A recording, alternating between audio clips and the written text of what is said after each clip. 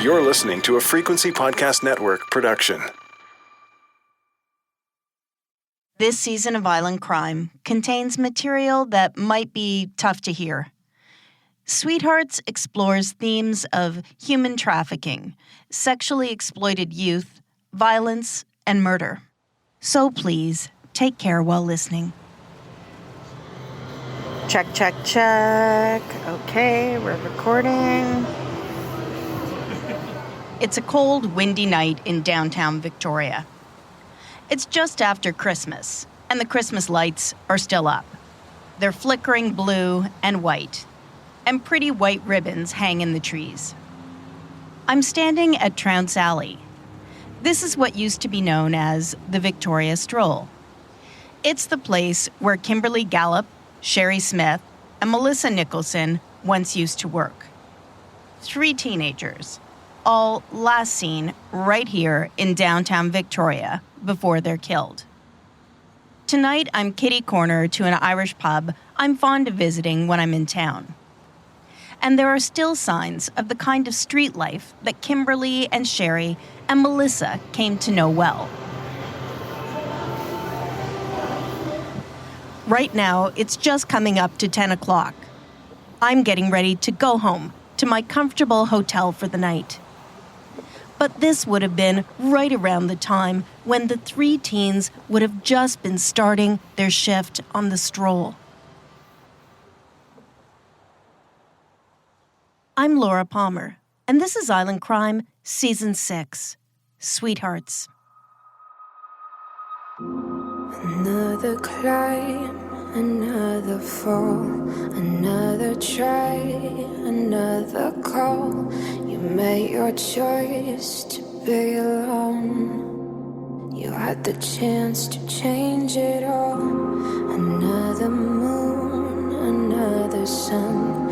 You drop your petals one by one. You shut the roses with your gun.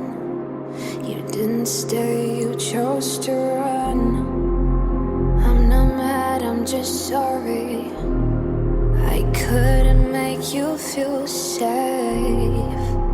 I will give you space, don't you worry.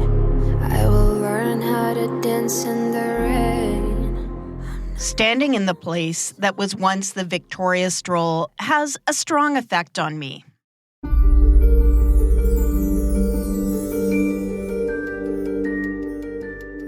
Whenever possible, I try to go to the scene of the crime.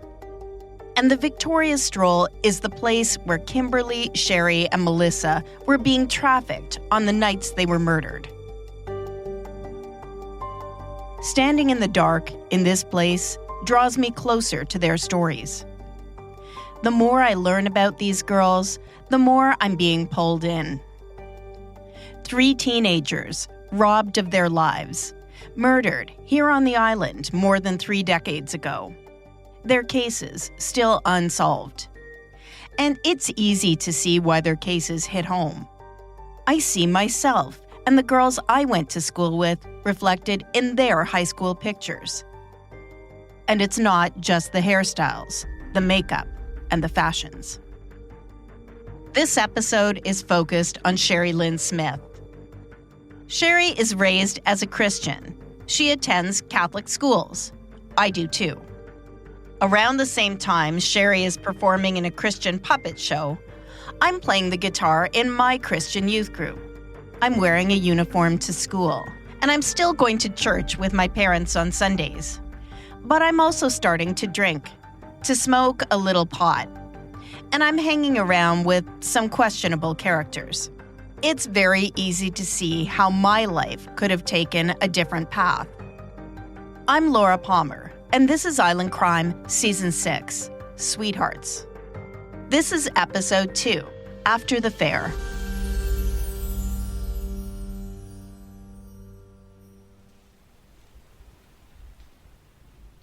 September is a beautiful time of year on the island. Summer typically stretches into the school year. On September 9th, 1990, a young woman named Tracy Madsen is out for a ride on her horse, Tarzan. Her mom, Trudy, owns the Oak Meadows stables in Saanich, just outside of Victoria. Thinking back, Tracy recalls it was likely mid-afternoon. She's not a morning person, so she would normally take her horse out sometime after lunch. The scent of death is in the air that day. Yes, I am the one that found her. Tracy has happened upon a dead body. I was out on a trail ride with my horse, and I was by myself, and I was walking by, and I'm like, what the heck is that smell? Anyways, then I kind of poked down a little bit, and then it was like, then I went back to the barn and put the horse away and looked, and it was like, oh my gosh. 2 months before Kimberly Gallup is murdered, Cheri's body is found about a 15-minute drive away in a rural area. Cheri was last seen on the Victoria Stroll, virtually the same place Kimberly meets a client the night she's killed. The place Tracy has made her discovery is not far from the family property. She takes her horse back to the barn and returns to take a closer look, unsure of what she's come upon.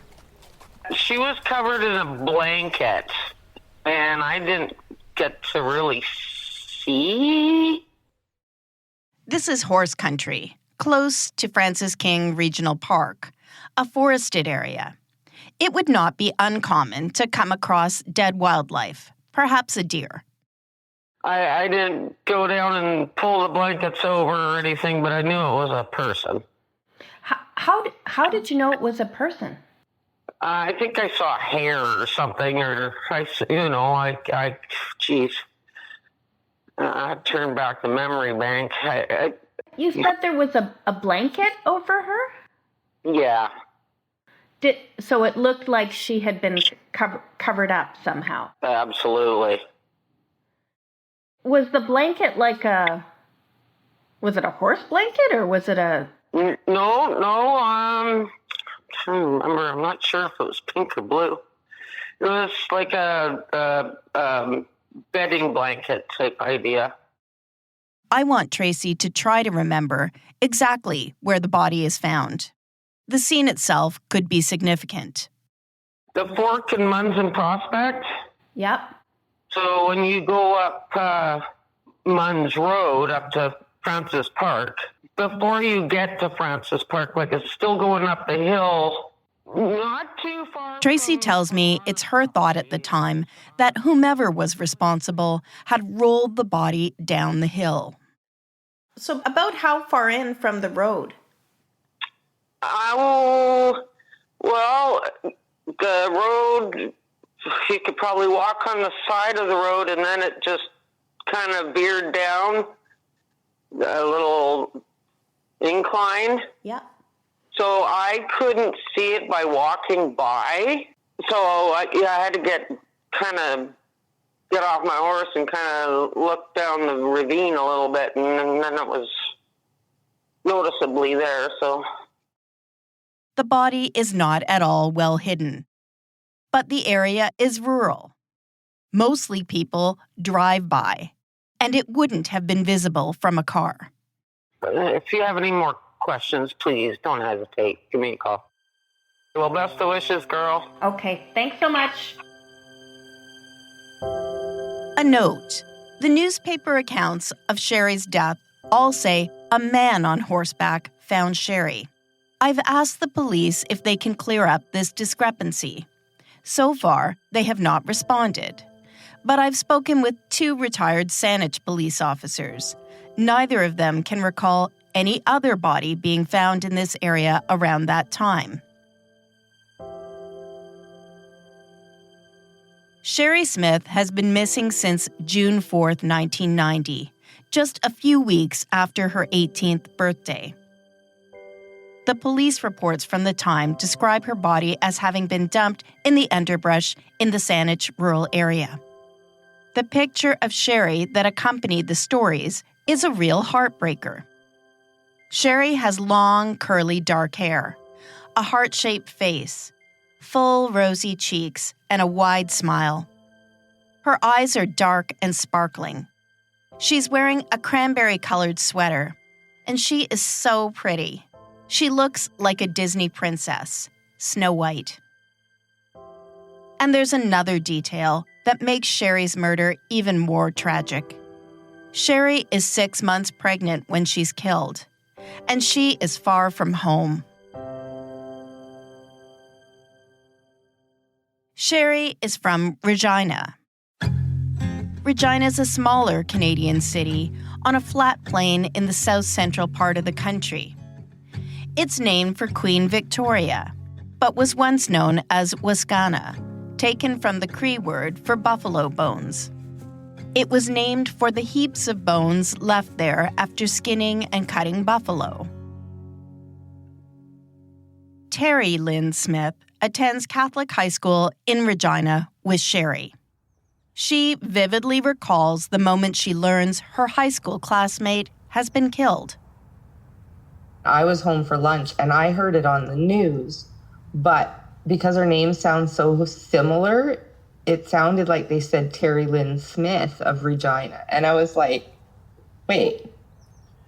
I actually got a few phone calls from people who thought they had heard Cheri Lynn Smith. My mom was one of those people. So I drove back to the school, and when I got back to the high school, people were crying and they were talking about it at school. And that's when I found out that it was Cheri. To be clear, Cheri and Cheri are not related. They share a common last name. But the fact that the two girls also share a middle name and a similar sounding first name is just chance.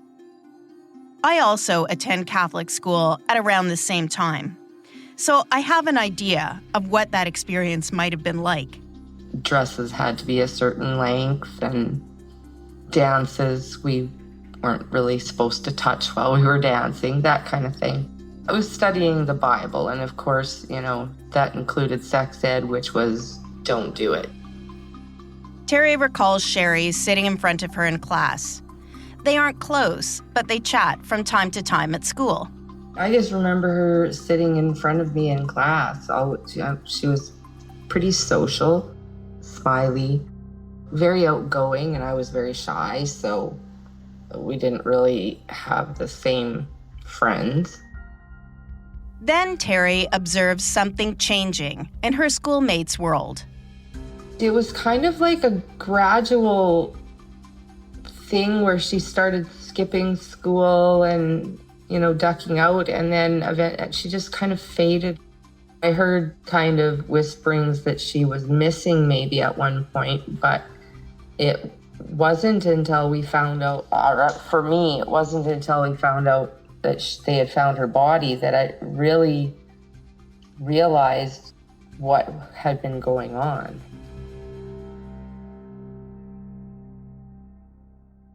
You have to remember this is 1990. It's pre-social media. The internet itself is in its infancy. So news that their high school friend, a teenager who has been attending this small Catholic high school, has been found murdered, absolutely shakes the school community. It was shocking. It was something it just doesn't happen. When a young woman is murdered, it is not unusual for a boyfriend to emerge as a possible person of interest. I asked Cheri if she ever met Cheri's boyfriend. I think I might have, because I bumped into her. I don't think I ever met him. I just saw him in passing. I think because I was there the day that she met him, because we were all at Buffalo Days or whatever. Tell me about that, Buffalo Days. I have never been to Buffalo Days. What is Buffalo Days? Okay, so Buffalo Days is just like the town exhibition with the rides and the games, and it's in Regina every year. And that's basically, I think, where she met him. That's where we met, guys. We went there, a group of friends. We went on the rides, and we were all there. That's what you did. It was probably the only thing to do in the summer. I remember going to the fair when it rolled into our town. The city I grew up in was roughly the same size as Cheri's hometown. It was a big deal to go to the Midway. New sounds, new smells, new people. As Cheri says, it was the thing to do for girls their age. But the young man Cheri has met, the guy she falls for at the fair, is actually a sex trafficker, or what we would have called a pimp back then. And Cheri's life has just taken a deadly turn. It's been more than 30 years since that life-altering day at the fair. Cheri has never forgotten her high school classmate. Then one day, not long ago, Cheri gets a phone call. A detective contacted me about a year or two ago asking me if I knew. They threw out a name and asked me if I knew a person of interest, and I didn't know anything. It was a female person of interest from the Victoria area. A female person of interest. Now that is not something I've ever read anything about in past reporting. And I'm not sure how much stock to put into this. But I make a note to see if I can take this information any further. Cheri's death still haunts Cheri. She was a 16-year-old girl. She was a sweetheart. She made, she fell in love with a boy and she made some mistakes and she was, lured into a lifestyle, but she was a 16-year-old girl. She was someone's daughter. I didn't have the greatest childhood and I made some pretty big mistakes in my life, and it very, very, very easily could have been me. It was just the luck of the draw that it was her and not me. It breaks my heart. I can't imagine what it's been like for her family, not knowing. 33 years on, Cheri is still hoping there will be answers for Cheri's family.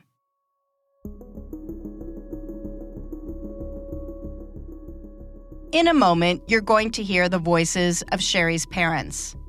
But first, I want to tell you something about them and the devastation Cheri's murder has had on their lives.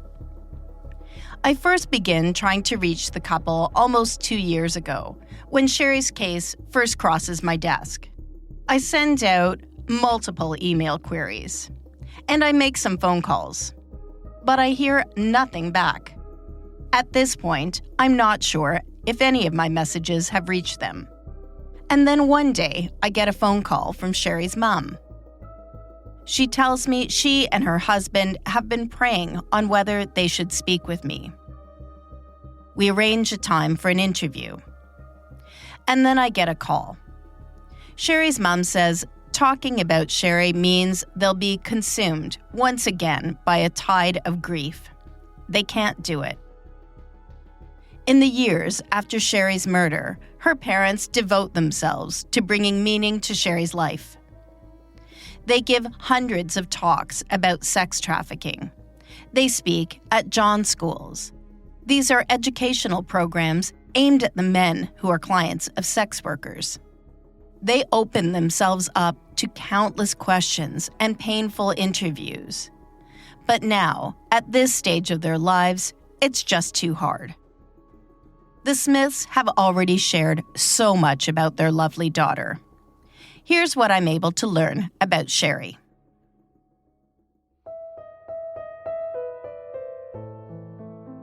Cheri plays piano. She plays the flute, too.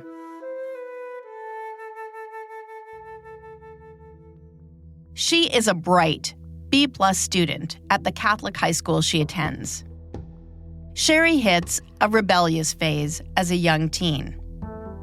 But it's that chance encounter at the fair that pulls Cheri into a world of sexual exploitation. That boy she meets at the fair, the young guy she falls hard for, is a sex trafficker. In the period leading up to her death, she's being trafficked in cities around Western Canada. Cheri is described by other sex workers in Victoria as timid and desperate to make friends. A friend of Cheri's, also a teenager being sex trafficked named Melody, says Cheri would spend her days reading the Bible and writing to her parents. And it is Melody who first reports Cheri as missing after last seeing her in the early hours of June 4th. Melody is only ever mentioned in news articles by her first name, and I have been unable to track her down.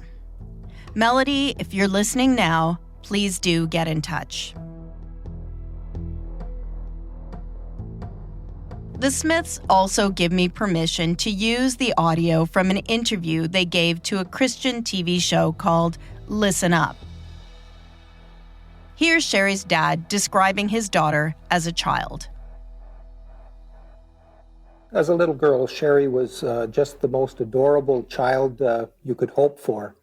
We'd been married 3 years when Cheri was born, and she was a very compliant, loving child, and yes, we couldn't have been happier to have such a loving little girl in our home. The Smiths are a strong Christian family. Cheri attends church regularly. At one point, she's a member of a traveling puppet group called the God Squad. She's a solid student, but in grade 9, something changes. Cheri begins acting out. Here's Cheri's mom. Yes, in about grade 9, halfway through grade 9, Cheri became very rebellious. She didn't want to communicate with us anymore. She didn't want us involved in her life. She became a partier. She started doing drugs. She was very promiscuous. She asked us for the birth control pill when she was in grade 10. And so we felt like we had lost our lovely little girl, with whom we'd had a wonderful relationship all through those growing up years. But suddenly everything changed. And so the high school years were really difficult times for us. What Cheri's parents don't know, what they won't learn until years after Cheri's murder, is that their little girl has been struggling, trying to cope with a horrible trauma. Back in grade 9, Cheri had been date raped. I don't mean that she was dating, but I mean that one of her friends, her close friends, forced her into a sexual encounter with him. And Cheri wrote in her diary about that situation, diaries which we never read up until that point, that she felt demolished. She felt torn down. She felt like she was of no value anymore. She wasn't worthwhile, that her whole life had been destroyed. And she was suffering from a great deal of emotional pain. And so she started partying at that point and started hanging out with other kids who were hurt. And that life of partying and drugs and sex made her vulnerable to be recruited into prostitution. Cheri was believing a lie. She believed that once this rape had taken place, that her life was of no value anymore, that all her hopes and dreams were dashed, that she could not pick up the pieces and go on. You'll recall Cheri's classmate describing Cheri as sort of fading away. The outgoing, Bible-reading, cheerful girl is slipping deeper and deeper into trauma.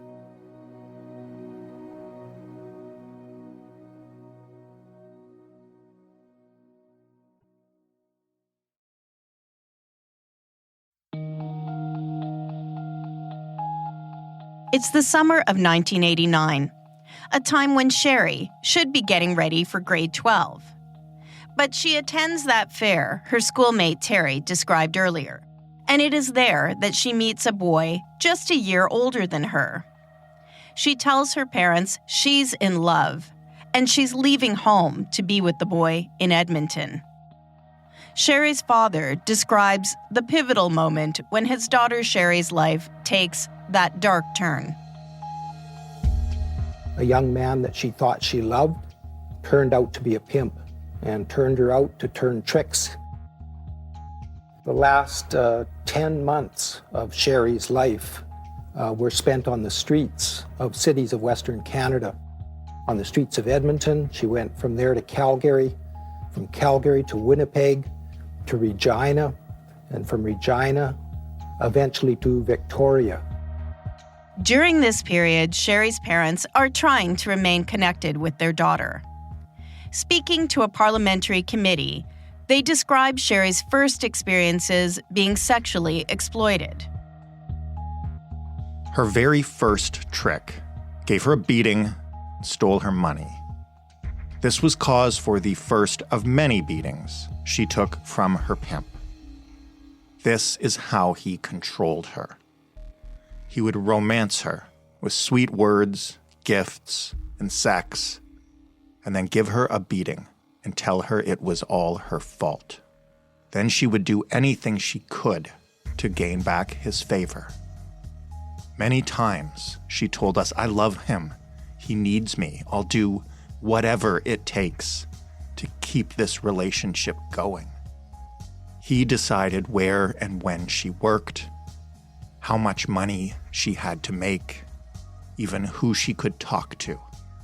At the beginning, to be sure that Cheri would be dependent on him, he took her from her hometown, Regina, and put her out on the unfamiliar streets of Edmonton, where she knew no one to call for help.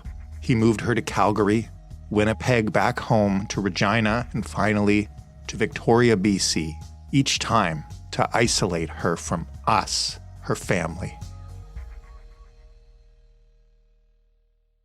Cheri's parents do what they can to encourage her to come home. They want Cheri to know she belongs with them. Cheri is arrested a couple of times and returned home to her parents. In a newspaper account from the time, Cheri's father recalls his daughter telling them she won't be doing this forever, that her boyfriend will get a straight job, and that they'll set up a home together. Everything will be rosy. But Cheri's dad believes she knew it was a fantasy. The same report from the Regina Leader-Post includes the following details. In the spring of 1990, Cheri and several young hookers from Regina travel with 3 pimps to Victoria. Cheri later contacts BC Social Services to help get her off the streets. Her parents speak with her one last time on May 17th. Hello? Her mom recalls Cheri's boyfriend screaming at her in the background. She asks about her relationship and is told it isn't good. Cheri is unhappy and they are fighting a lot. Cheri tells them she loves them and to keep praying for her. And then early in the summer of 1990, Cheri's phone calls home just stop.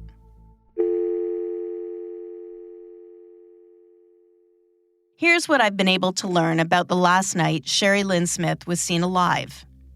This information is gleaned from multiple published reports from that time.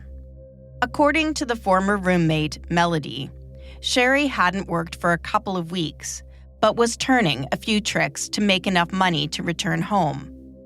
On the evening of June 3rd, Cheri and her friend walk the streets and attract a few customers. Police believe her sex trafficker stays back in the hotel room with another man drinking beer and eating pizza.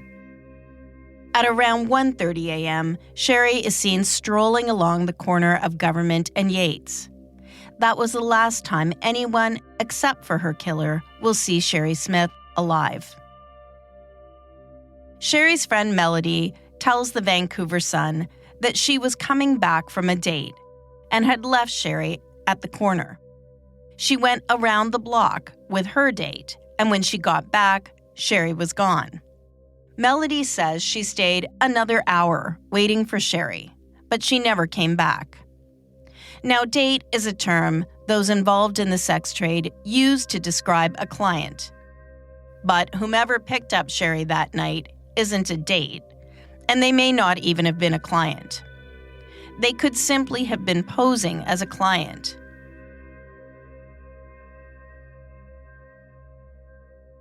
Cheri's father will never forget the day he learns his daughter has been killed. September the 11th, 1990, I still remember the day very clearly. A Regina City police officer came to our door and Cheri was a missing person. And he came and said, "Mr. Smith, I have news about Cheri." But it was not the news we wanted to hear. He told us that a man riding horseback outside of Victoria had discovered the remains of a female body, and that was the body of our daughter, Cheri. Cheri was last seen at the beginning of June, but her body isn't discovered until September 9th, 1990. A news article quotes Detective Nelson Patton as saying the exact cause of death has not been determined. I speak to now retired Detective Patton. He remembers Cheri's case well and remembers meeting her parents. It's his understanding that Cheri's case is still being investigated. It's his hope that with time and technology, Cheri's killer could yet be identified. And he worries about harming any ongoing work. So he won't talk to me on the record. The cause of death is not released, but it's confirmed she died violently. Cheri's mom will later tell the parliamentary committee that an autopsy showed her daughter had been beaten to death. I make a request to the BC Coroner's Office for a report on Cheri's death. At this point, I haven't received anything back. Cheri's parents will spend the decades after their daughter's murder trying to help other kids avoid Cheri's fate. And so we have spent a great deal of time teaching parents to protect their children, to teach their children that they're valuable kids. Even when bad things happen, they still can put their lives back together again. They can still be successful. They can still have happy lives. They're not demolished by these things. I think as a parent, it's very difficult to force young people to share with you things that have happened to them, even though they're maybe very traumatic. And so really we try and tell parents that you need to, before this bad thing happens, you need to be on a place with your young people where they can feel free to share those kinds of things with you. They need to know that they will not be judged. They need to know that no matter what happens to them, no matter what they've done, you accept them and you love them unconditionally. And when a child knows that, then they'll be much more likely to be open with you about things that are going on in their life.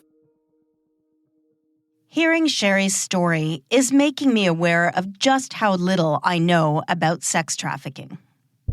If I'm going to understand what led to Cheri's death and the deaths of Kimberly and Melissa as well, then I need to learn more about what child sexual exploitation looked like in Canada back then. What people need to understand is this happens to families right across our country in every community. My name is Janet Campbell, and I'm the president and CEO of the Joyce Smith Foundation. My mother, Joyce Smith, was a parliamentarian who actually passed 2 private members' bills directed at human trafficking. Janet Campbell is a leader in the fight against sex trafficking in Canada. Yeah, so the foundation has 3 areas of focus. So education is our greatest weapon. As we begin to speak, I realize just how many misconceptions I have about what sex trafficking looked like then and now. These victims come from every social background, every economic background. They come from wonderful families. It's just something that is extremely prevalent in our society. When I began researching this series, I had it in my mind that these young women had somehow made poor choices in life. Inadvertently, I was guilty of some level of victim blaming. They have their perspective that somebody makes a choice to go down this path and that they end up in a situation like this because of poor choices or something like that. And that's actually not the case at all. They are victims. It is something that they have been preyed upon. And those that do this to others know exactly what they're doing. They're very, very, very skilled. It's not a choice that somebody makes to have this heinous crime perpetrated upon them. It is really a process of recruiting, grooming, manipulating, and controlling another individual. If I'm going to understand what led to Cheri's death and the deaths of Kimberly and Melissa as well, then I need to learn more about child sexual exploitation and what it looked like back then.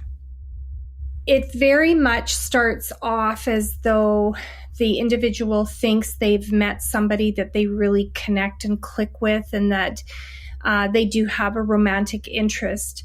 The individual will treat them like they've never been treated before. They will shower them with affection and understanding and validation, and they will shower them with gifts and experiences that they've never received before. And they really do believe that they're in a relationship and that this individual loves them. It's clear Cheri was the victim of a targeted plan. Then what happens is they will work to create separation with that individual and their support systems. And so sometimes that separation is physical, so they will have them run away from home or leave home.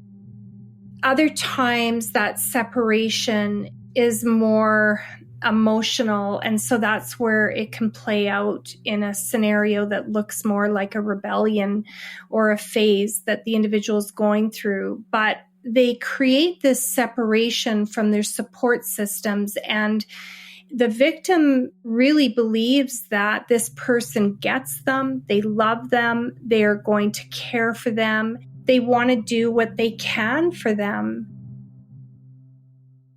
In the years after Cheri's murder, her parents chose to put themselves out there. The Smiths are pioneers in Canada, speaking out against sex trafficking long before it became a criminal offense in 2005. The Smiths laid the groundwork for those like Janet, who carry the torch today. I can't imagine the strength it would take to turn that grief into something hopeful. Through it all, it's their Christian belief that sustains them. For us, the core is our faith in Jesus Christ, that no matter what happens to us, God loves us, that the difficult things that happen to us make us better people when we reach out to God, when we ask for His help in these kinds of situations. Cheri's parents will look to God for solace as 1990 comes to a close without answers about what happened to Cheri. But in the year ahead, another family will have their lives shattered. She's just adorable. She's the most adorable little thing. She has long blondie, it's like different shades of blondish hair.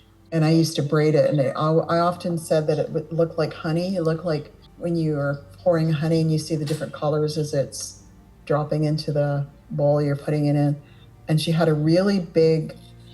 big front teeth, so when she smiled, it was like a big cheesy smile, like her whole face lit up because her front teeth were larger, you know what I mean? They weren't protruding, but they were just a big set of teeth, and her whole face would light up.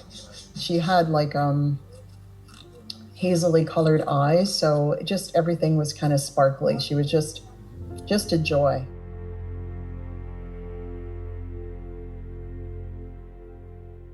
Melissa Nicholson is murdered in the summer of 1991. She will be the third teenage girl killed in Victoria in about 12 months. Now, it's that cluster in time and place that has me wanting to learn more about all three girls and whether there could be a link to their murders. I'm Laura Palmer, and this is Island Crime Season 6, Sweethearts. If you or someone you know may be a human trafficking victim, call the Canadian Human Trafficking Hotline at 1-833-900-1010. The hotline is a confidential, multilingual service. It operates 24/7 to connect victims and survivors with social services, law enforcement, and emergency services. It also receives tips from the public.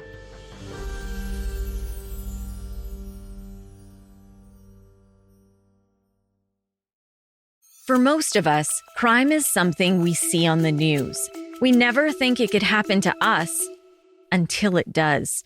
Loved ones are gone, and for the survivors, the scars will never heal. I'm Nancy Hixt, a senior crime reporter for Global News. And on this season of Crime Beat, I'll take you inside some of the most serious crime stories I've covered. Season 6 of Crime Beat is available now on Spotify, Apple Podcasts, Amazon Music, and all podcast platforms.